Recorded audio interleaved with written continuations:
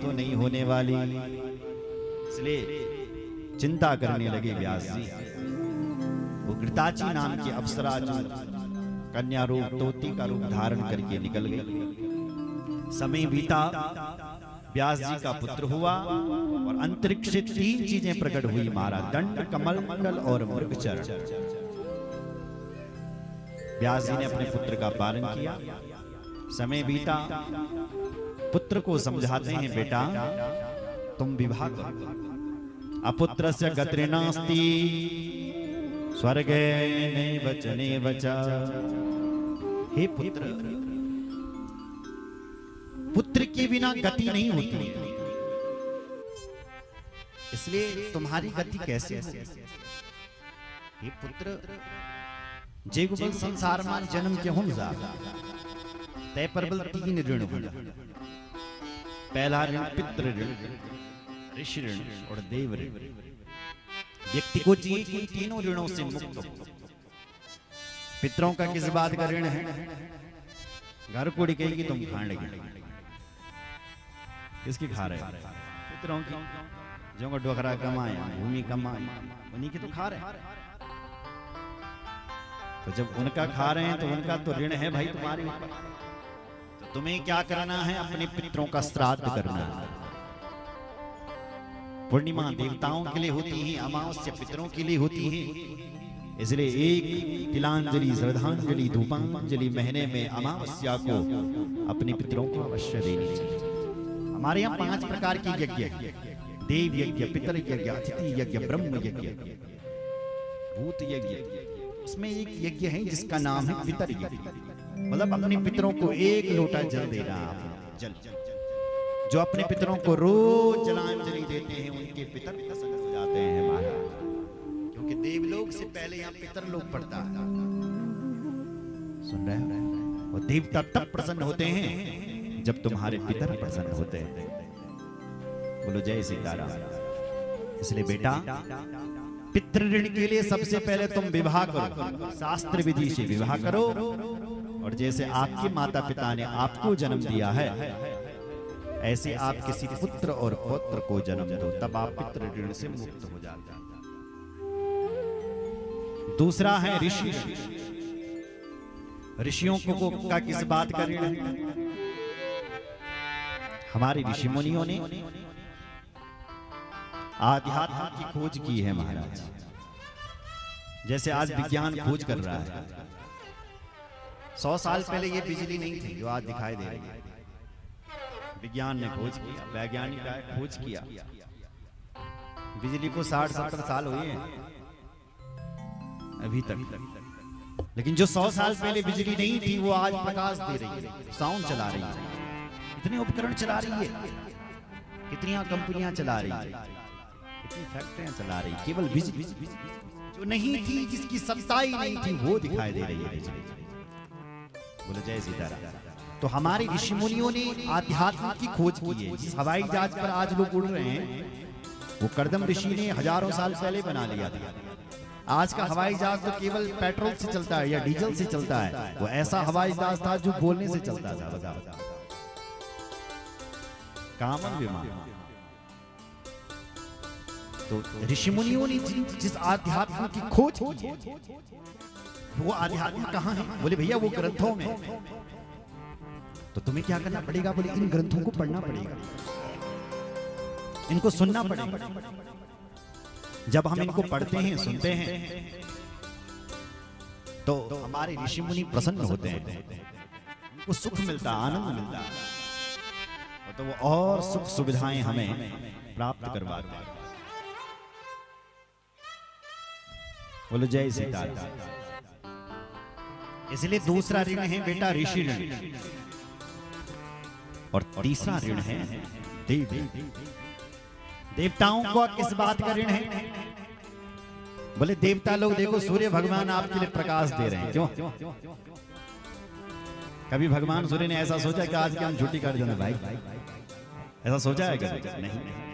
एक दिन की भी अवसर नहीं, रोज आते हैं, समय पर आते हैं, समय पर ही जाते हैं। कितना संतुलन है भगवान सूर्य के पास।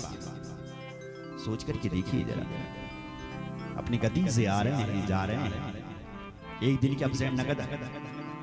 और देखो जरा संतुलन देखो, अगर भगवान सूर्य की थोड़ी नीचे आ जाए तो धरती का भस्म हो जाएगा, और अगर वो भगवान सूर्य थोड़े ऊपर चले जाएं तो बर्फ जम जाएगा इस धरती पर।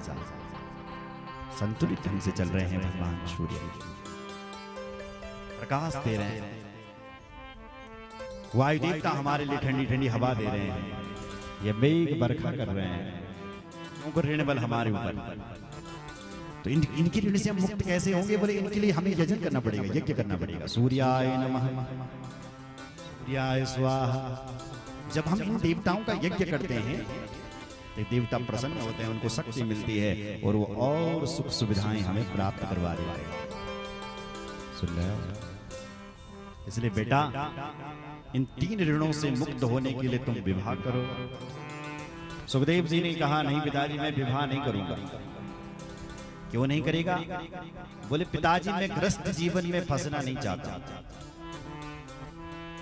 ये तो ग्रस्त जीवन एक ऐसी जंजीर है पिताजी, लोहे की जंजीरों से व्यक्ति भले ही मुक्त हो जाता है, लेकिन ये पुत्र पौत्रादि का जो ये बंधन है इसे वो मुक्त नहीं हो सकता है।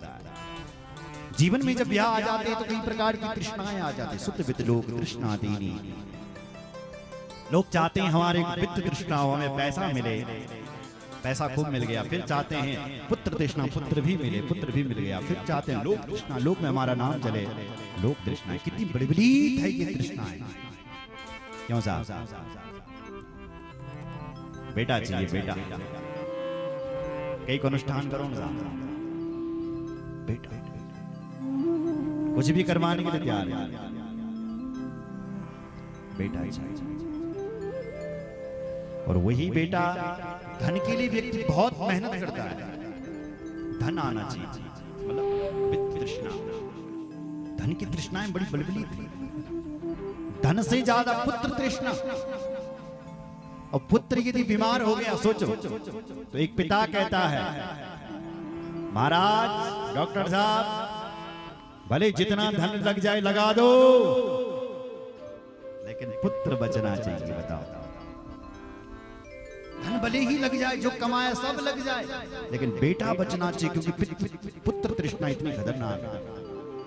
और वही बेटा जब नालायक निकल जाए, बेटे पिताजी का नाम खराब कर ले, तो लोक तृष्णा खराब न हो उसके लिए पिता अपने बेटे का त्याग भी कर देता है। वरुण ने अपने पुत्र सत्यव्रत का त्याग कर दिया था साहब, सत्यव्रत का, क्योंकि उन्होंने ब्राह्मण की पत्नी का हरण करके ले गए। उन्होंने कहा हमारे बेटे ने हमारी बेइज्जती करवा दी, त्याग दिया अपने बेटे को। वशिष्ठ जी ने कहा अपने बेटे को त्याग दो, ऐसे बेटे को त्याग करना है, ऐसे नालायक बेटे को त्याग दो, छोड़ दो इसको।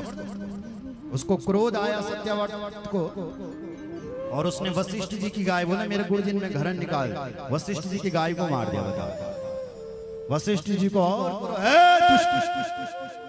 तूने मेरी गाय को मार दिया, मैं तुझे श्राप देता हूं, जा तू 50 बन जा। तेरे से 3 अपराध हुए हैं, तेरे सिर पर ये 3 संकूत बन होकर के आया, 3 चिन्ह पाप। पहले माता पिता ने तेरा तिरस्कार कर दिया, पहला पाप।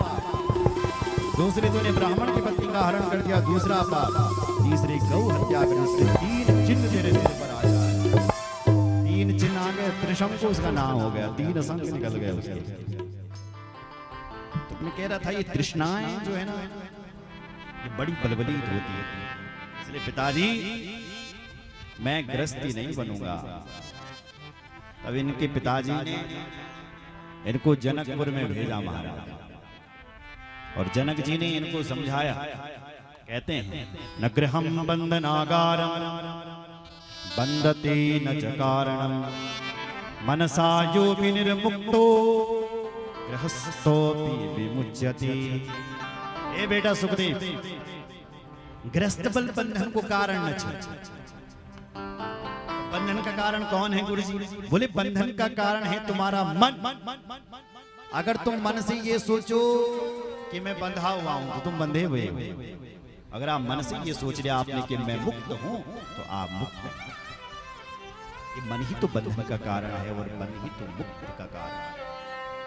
आप सोच रहे हैं जब मैं नहीं रहूंगा तो मेरे परिवार का क्या होगा? सब खाएंगे साहब, जब तुम नहीं रहोगे तब भी लोग दिवाली मनाएंगे, जब तुम न रला तब भी लोग होली मनाएंगे, जब तुम नहीं रहोगे तब भी लोग चाय पिएंगे।